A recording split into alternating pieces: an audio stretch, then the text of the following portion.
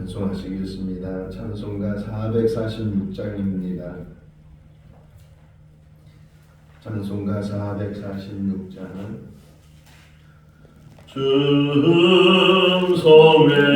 중성회에는 참 기쁨 없도다. 날 사랑하신 주 늘 계시옵소서. 기쁘고 기쁘도다. 항상 기쁘도다. 나 주께 왔사오니 복 주옵소서. 나 주께 왔으니 복 주시옵소서. 주 함께 계시며 큰 시험이기에 기쁘고 기쁘도다. 항상 기쁘도다. 나 주께 왔사오니 복 주옵소서. 주 떠나가시면 내 생명 헛되네. 기쁨 나 슬플 때 늘 계시옵소서. 기쁘고 기쁘도다. 항상 기쁘도다. 나 주께 왔사오니 복 주옵소서. 그 귀한 언약을 이루어 주시고 주 명령 따를 때 늘 계시옵소서. 기쁘고 기쁘도다. 항상 기쁘도다. 나 주께 왔사오니 복 주옵소서. 아멘. 열왕기상 11장 26절에서 43절 말씀까지입니다. 열왕기상 11장 26절에서 43절 말씀까지 솔로몬의 신하 느밧의 아들 여로보암이 또한 손을 들어 왕을 대적하였으니 그는 에브라임 족속인 스레다 사람이요 그의 어머니 이름은 수라이니 가부더라. 그가 손을 들어 왕을 대적하는 까닭은 이러하니라.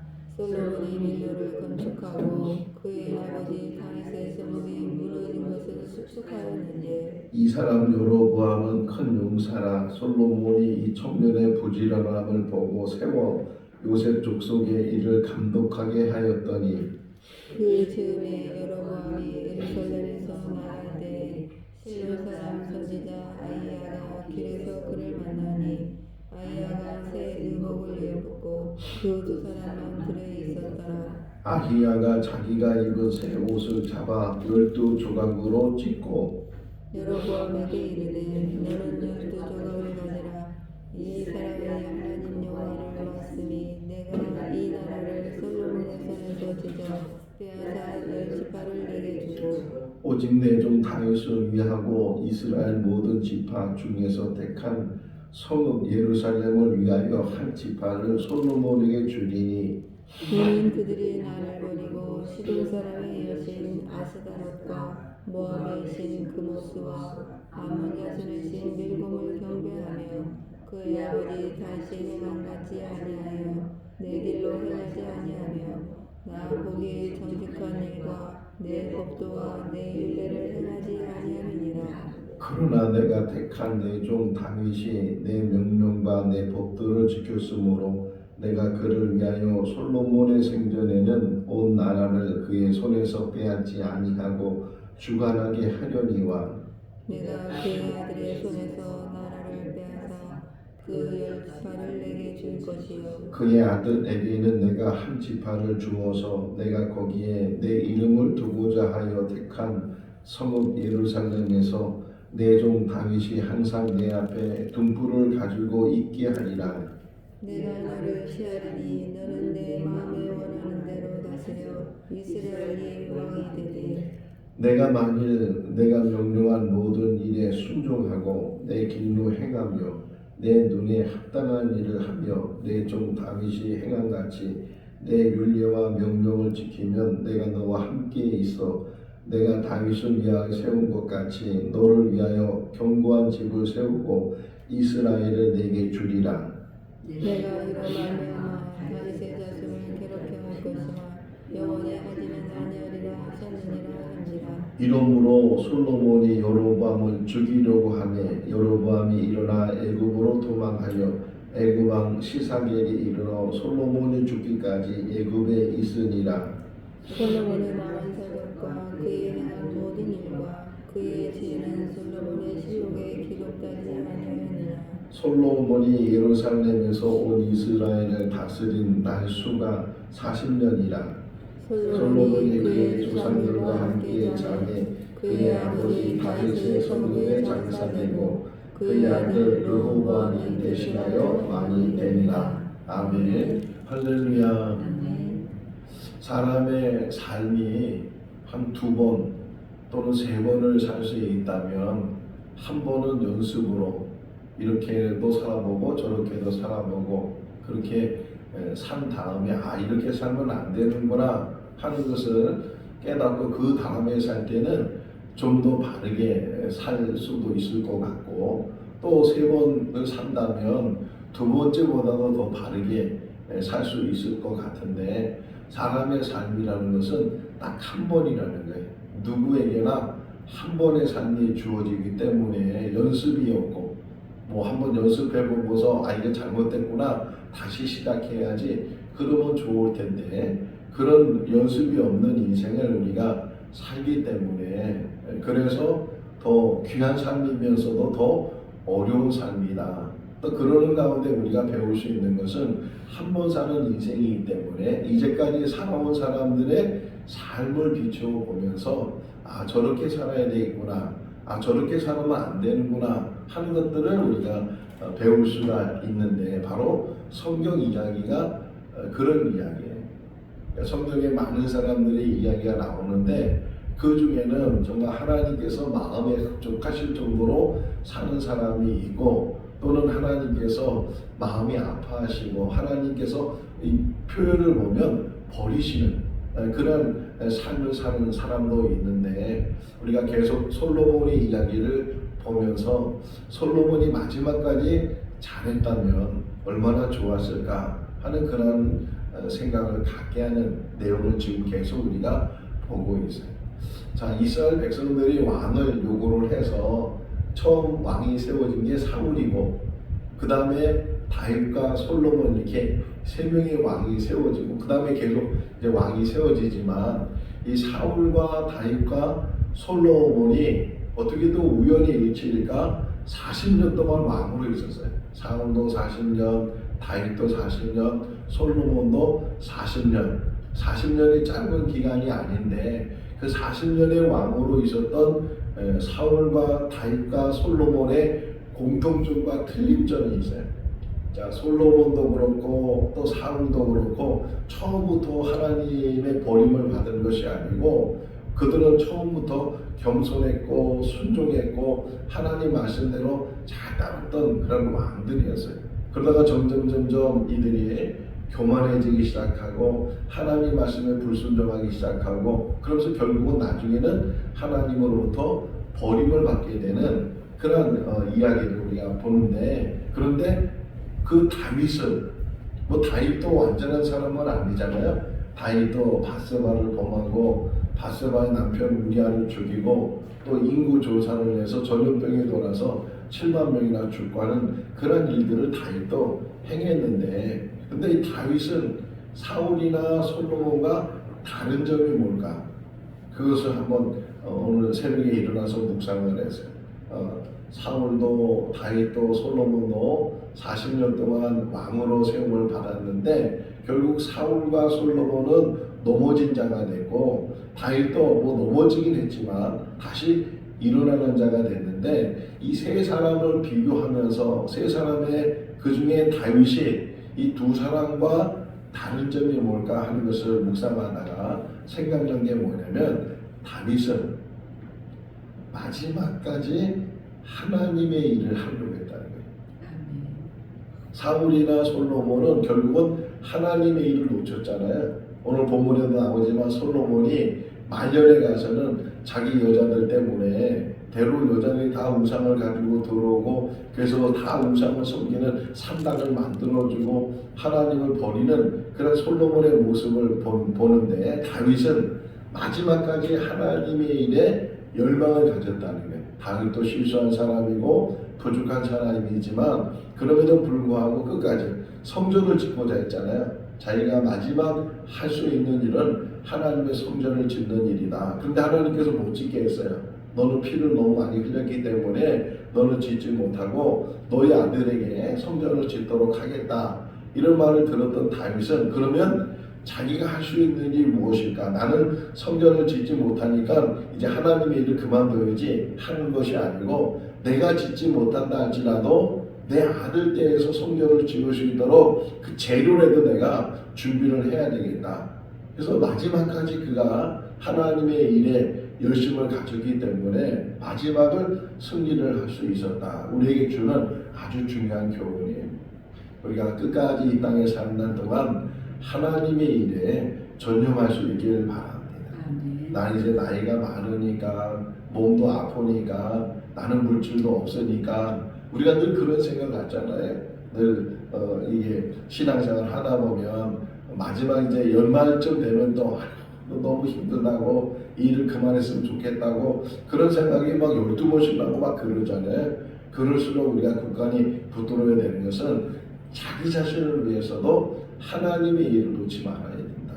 끝까지 주님 부르시는 그날까지 기도하는 사람은 늘 기도의 자리에 있어야 되고, 전도하는 사람은 늘 전도의 자리에 있어야 되고, 뭐 꼭 하나님의 일이 하나만 있는 것이 아니잖아요.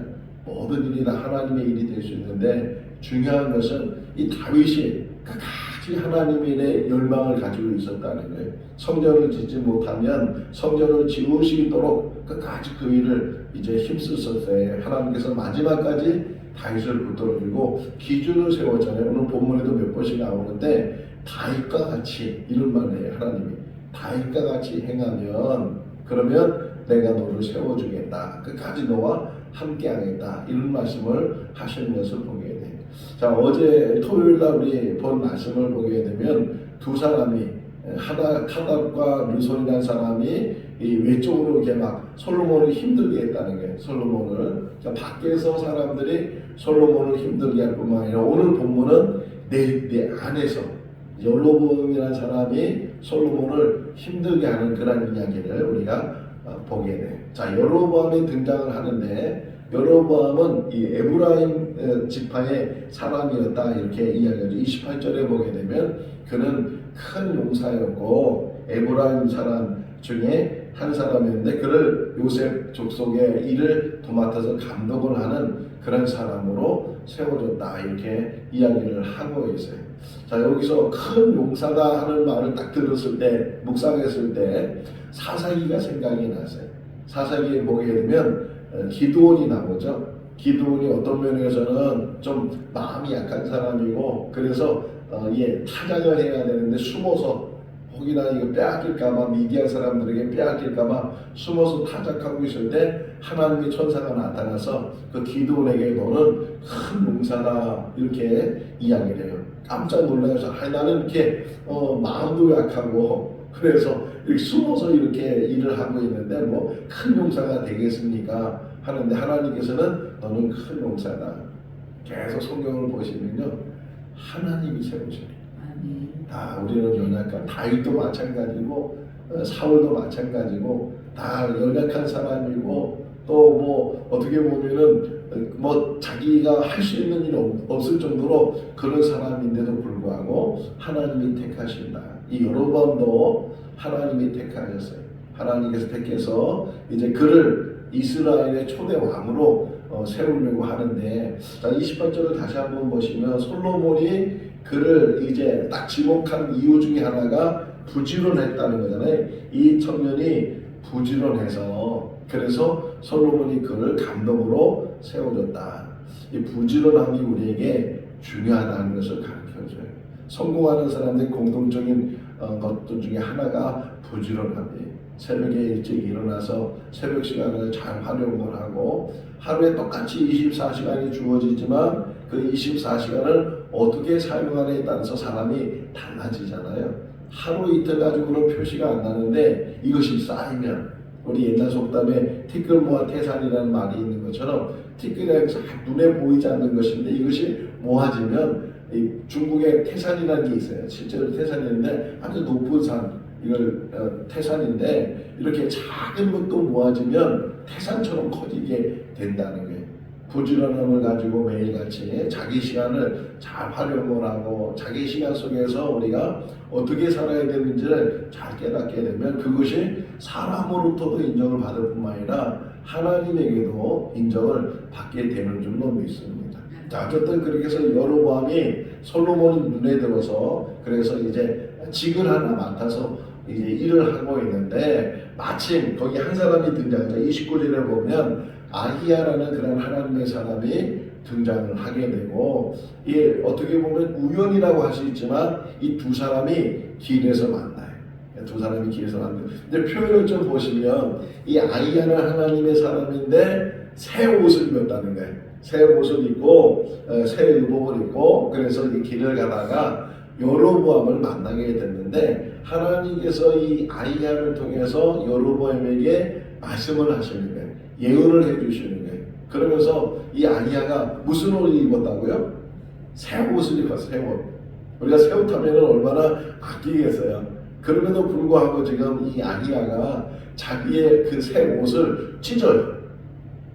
참, 하나님은 어떤 때는 이해를 못해. 아니, 헛옷을 찢는 거야, 이게 오래됐으니까 찢을 수 있는데 새 옷을 찢게 한다는 거예요.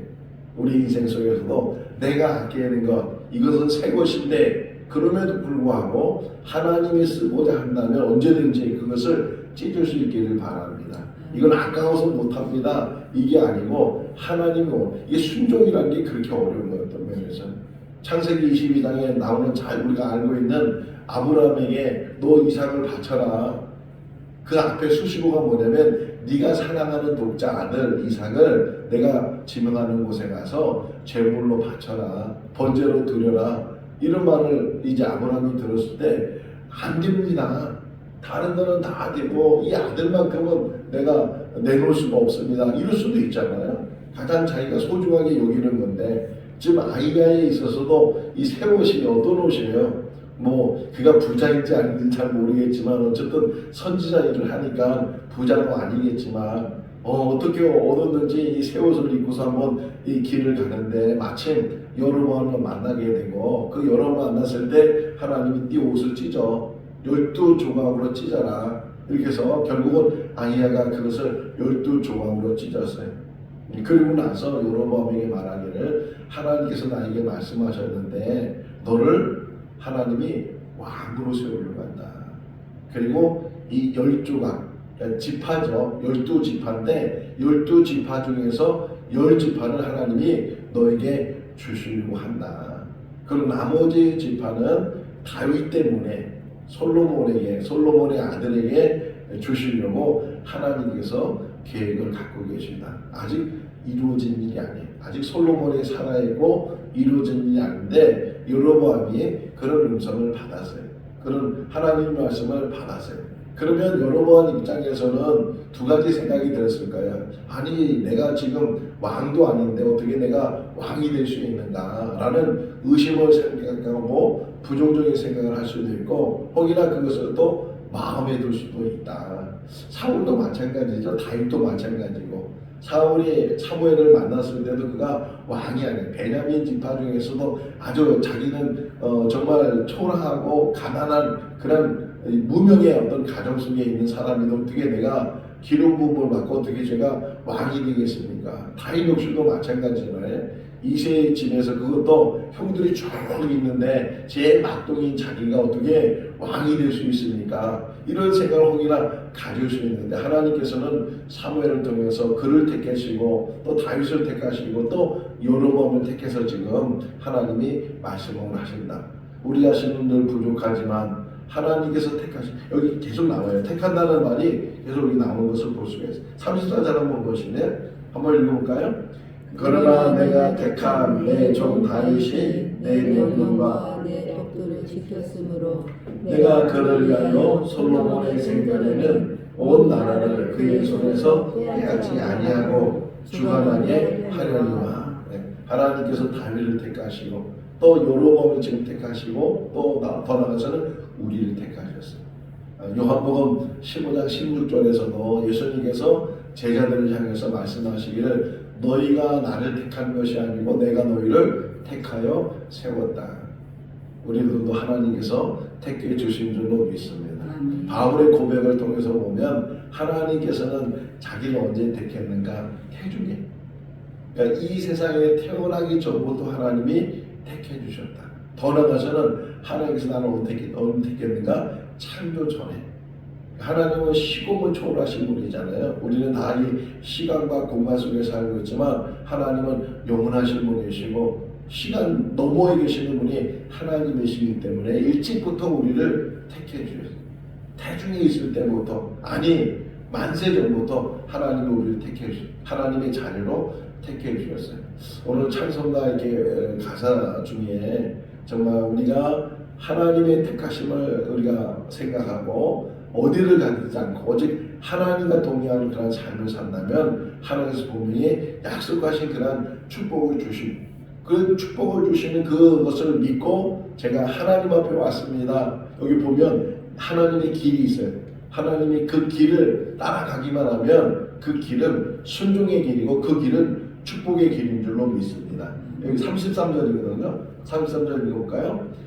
이는 그들이 나를 버리고 시돈 사람의 여신 아스다롯과 모압 여신 그모스와 암몬 자손 여신 율곡을 경배하며 그의 아버지 다윗이 행하지 아니하며 내 길로 행하지 아니하며 나 보기에 정직한 일과 내 법도와 내 윤례를 행하지 아니합니다. 솔로몬이 뭘 잘못했는지 얘기하는 거예요. 솔로몬이 나를 버리고 그리고 우상들을 섬기며 또 뭐예요? 내 길로 행하지 아니하고 내 법도를 지키지 아니하고 다윗같이 그렇게 행하지 않았기 때문에 내가 그를 버리게 됐다. 이렇게 말씀을 하는 것입니다. 우리에게도 길이 있는 줄로 믿습니다. 그래서 요한복음 14장 6절 말씀에 예수님이 말씀하시는 내가 길이요 진리요 생명이니 예수 그리스도가 우리의 길이 되시는 줄로 믿습니다. 끝까지 믿음 붙들고 가는 거예요. 어떤 상황에서도 어떤 시험이 와도 어떤 시련이 와도 어떤 고난이 와도 어떤 유혹이 와도 우리를 미혹하는 것이 있다 할지라도 끝까지 우리는 주님만 바라보는 거죠. 예수님께서 제자 3명을 데리고 산에 올라가셨어요. 그래서 거기서 기도하시다가 예수님이 변화됐어요. 변화된 모습을 베드로, 야고보, 요한이 보게 됐는데 너무 황홀해요. 그런데 거기에 모세와 엘리야가 나타나서 예수님이 그들과 더불어 얘기를 하시는 거예요. 베드로가 말합니다. 여기다 초막셋을 짓고 주님 거, 모세 거, 엘리야 거 이렇게 셋을 지었으면 좋겠습니다. 그러는데 그 보였던 모세와 엘리야는 보이지 않고 성경 표현을 보면 오직 예수만 보이더라. 우리 눈에는 항상 주님만 보일 수 있기를 바랍니다. 신앙생활하면서 주님만 바라보지 않으면 실족하게 되어 있어요. 사람을 보면 보세요. 이 제자들이 예수님 없이 배를 타고 가다가 풍랑을 만났어요. 예수님이 얼마나 급하신지 물 위를 걸어오셨어요. 이 베드로가 보니까 사람들이 유력이라고, 그때 주님께서 아니다, 나다, 안심하라 이렇게 말씀하시니까 베드로가 말하기를 주님이시면 저를 물 위에 걷게 해달라고, 걸어오라고. 베드로가 처음에는 물 위를 걸었어요. 그러다가 주변을 보니까 풍랑이 있고 두려움이 생기고 그 물 위를 걷던 베드로가 그만 물속에 빠지는, 주님이 그를 붙들어주는 믿음이 약한 자가 이렇게 말씀을 하셔요. 주변을 보면 풍랑이 일어나고 여러 가지 시련과 어려움이 일어나고 그러면 그 믿음이 넘어진다는 거예요. 그 믿음을 잃어버리게, 강한 믿음 같은데도요, 조금만 시험이 오면 그 믿음이 꺾여지는 그런 일들이 우리 삶 가운데 얼마나 많이 일어나는지 몰라요. 우리가 승리할 수 있는 것은 오직 주님이에요. 주님만 바라보고 주님만 의지하고 누가 뭐라든 곁길로 가지 아니하고, 자르나 오르나 치우치지 말라 그러잖아요. 곁길로 가지 아니하고. 이 소돔과 고모라가 멸망하고 있을 때 롯의 아내가 뒤돌아보는 순간에 그가 소금 끼는 것처럼 뒤돌아보지 말고 우리 끝까지 천국 가는 그날까지 끝까지 그 믿음 지키고 마지막까지 주님의 일을 하면서 내가 할 수 있는 힘이 있는 그날까지 주님의 일을 하면서 감당하면 능히 우리가 바른 길을 가게 될 것이고, 근데 또 하나 오늘 묵상하면서 깨달은 게 뭐냐면 아버지가 하는 일이 자녀들에게도 이렇게 연결되는 거예요. 좀 솔로몬이 잘못을 했는데도 불구하고 솔로몬 때에 끊는 것이 아닌 것은 다윗 때문이에요. 다윗의 솔로몬이 자기 때에 이 분열이 일어나지 않고 솔로몬의 아들 때문에 분열이 일어나요. 또 마찬가지잖아요. 솔로몬 때 분열 왕국이 되지 않고 솔로몬이 죽은 다음에 이제 내일은 르호보암 이야기를 봐요. 르호보암 이야기를 보는데 물론 르호보암도 잘못은 해요.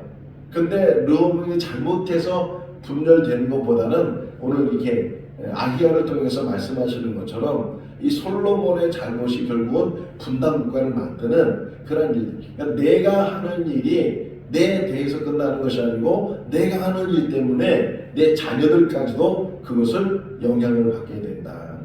더 나아가서는 이게 대를 이어가야 돼요. 대를 이어간다. 그러니까 내가 얼마나 그래서 십계명을 하나님 주시면서 두 번째 계명에다가 뭘 딱 넣어놨냐면 내 법을 지키는 자에게는 천대의 복을 준다는 거예요. 천대의 복을 준다.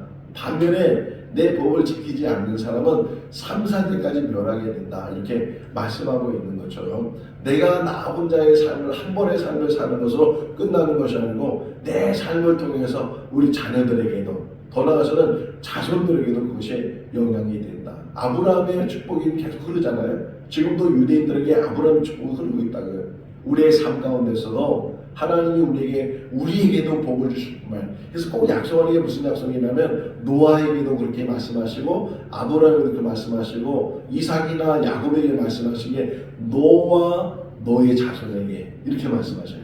그러니까 너에게 복을 준다 이 말이 아니에요. 이 말로 끝나는 것이 아니라 너와 너에게 복을 줄 뿐만 아니라 너의 자녀들 자손들에게도 복을 주신다는 거예요. 자, 그래서 시간이 많이 갔지만 하나만 좀 더 보고 싶어요. 뭐냐면 자, 이제 여로보암이 10지파를 이제 왕이 된다는 거예요. 왕이 되는데 뭐라고 말씀하시냐? 여기 중요한 게 38절에 38절에 이제 네가 왕이 될 텐데 왕이 되면 너는 꼭 이렇게 해라. 이렇게 지금 권면해 주는 말씀이 38절에 읽어볼까요? 내가 만일 내가 명령한 모든 일에 순종하고 내 길로 행하며 내 눈에 합당한 일을 하며 내 종 다윗이 행한 같이 내 율례와 명령을 지키면 내가 너와 함께 있어 내가 다윗을 위하여 세운 것 같이 너를 위하여 견고한 집을 세우고 이스라엘을 내게 주리라. 그러니까 예외가 없다는 거예요. 다윗이든 또는 여로보암이든 르호보암이든 솔로몬이든 누구든 다 동일하게 하나님께서 말씀을 하셔요. 그래서 만일 조건이에요. 만일 내가 명령한 모든 일에 뭐하면요? 순종하면. 그리고 내 길을 하나님께서 만드신 그 길, 바른 길을 가서 행하게 되면 또 하나님 눈에 보실 때 합당한 일을 행하고, 그래서 그 기준이 뭐예요? 다윗이잖아요. 내 종 다윗처럼 그렇게 행해서 내 율례와 명령을 지키면 그러면 이제 축복이에요. 무슨 축복이에요? 내가 너와 함께 있겠다. 너의 집을 결국 영원히 세워주겠다. 하나님 우리와 함께 하실 줄로 믿습니다. 우리의 삶을 세워주실 줄로 믿습니다. 오직 주님만 바라보고 믿음 안에서 어떤 상황에서도 실족하지 않고 믿음을 잊어버리지 않고 끝까지 주님 붙들고 나가는 우리 모두가 다 될 수 있기를 주님의 이름으로 축원합니다. 기도하겠습니다. 사랑이 많으신 하나님 아버지, 밤사이에 눈이 많이 내리고 오늘도 눈이 많이 온다고 예보되어 있는데 모든 성도들 또 모든 하나님의 사람들을 지켜주시고 어떤 환경에서도 실족함이 없게 해주시고 늘 하나님의 은혜 가운데 사는 우리를 되게 하여 주시옵소서. 우리가 하나님을 택한 것이 아니고 하나님께서 우리를 택해 주신 줄로 믿습니다. 아버지 그 택하심을 우리에게 주셨사오니 하나님의 길을 걷기에 부족함이 없게 해주시고 끝까지 믿음으로 승리해 나가는 우리들 되게 하여 주시옵소서. 생거진전교회 말씀에 든든히 세워지게 하시고 반석에 세워질 것 같은 그런 교회가 되게 하시고 또 생거진전교회에서 많은 사람들이 구원받게 해주시고 천국 백성이 되게 하여 주시옵소서. 또 여러 가지 기도 제목을 가지고 부르짖는 귀한 성도들의 그 기도를 응답하여 주시고 치유하여 주시고 회복되게 하시고 변화되게 하여 주시옵소서. 오늘도 주 안에서 복된 하루의 삶을 살게 하시기를 간절히 바라옵고 예수 그리스도 이름으로 기도하옵나이다. 아멘. 마쳤습니다. 자유롭게 기도하시 바랍니다.